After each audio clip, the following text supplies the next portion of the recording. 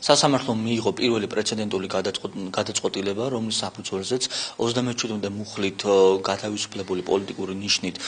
განათლების სისტემიდან პიროვნების შესახებ მიიღო დადებითი გადაწყვეტილება, დააკმაყოფილა ყველა მისი სასარჩელო მოთხოვნა, ასევე დააკმაყოფილა ჩვენი ეს სახელშეკრულებო ურთიერთობის მოშლასთან დაკავშირებით სასამართლო მოთხოვნა, დააკმაყოფილა კომპენსაციასთან დაკავშირებით ჩვენი სასარჩელო მოთხოვნა და აგრეთვე დავით მჭედელიშვილმა იმ წრეშიც, რა წრეშიც უნდა მოიხადოს ბოდიში თამარ კაიკაშვილის წინაშე გულისხმობ 19 ივნისის თქვათ ადმინისტრაციულ თათბირს, სადაც მოხდა კაიკაშვილის გათავისუფლება და შეურაცხყოფა. ფაქტი, რომ თამარ კაიკაშვილის გათავისუფლება იყო პოლიტიკური ნიშნით გათავისუფლება, დასტურდება არაერთი ჩვენი მტკიცებულებით და ყველაზე მთავარი მტკიცებულება, რაც სასამართლომ ამ ხნის მანძილზე მოისმინა, ეს არის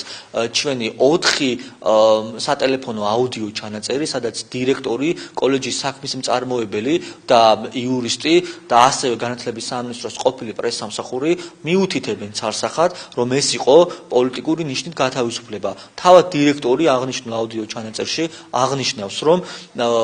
სამინისტროსგან მიიღო უშუალოდ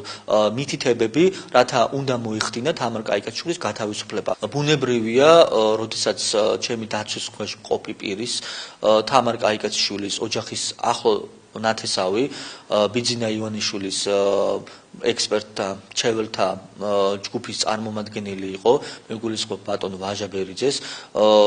ეს შეშფოთება დირექტორის მხრიდან იყო აბსოლუტურად ადეკვატური და მან სწორედაც დააფიქსირა თამარ კაიკაშვილთან საუბრის დროს, რომ ის შეშფოთებული იყო, თუ კი კოალიცია გაიმარჯვებდა, მოადგილე დირექტორის თანამდებობას დაიკავებდა, რაც მიიღო პასუხად, რომ ასეთი განზრახვა არ არსებობდა, თუმცა მას შემდგომ რაც პოლიტიკური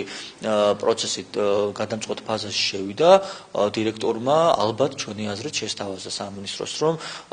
თანხმობა მიეცათ მისი გათავისუფლების შესახებ.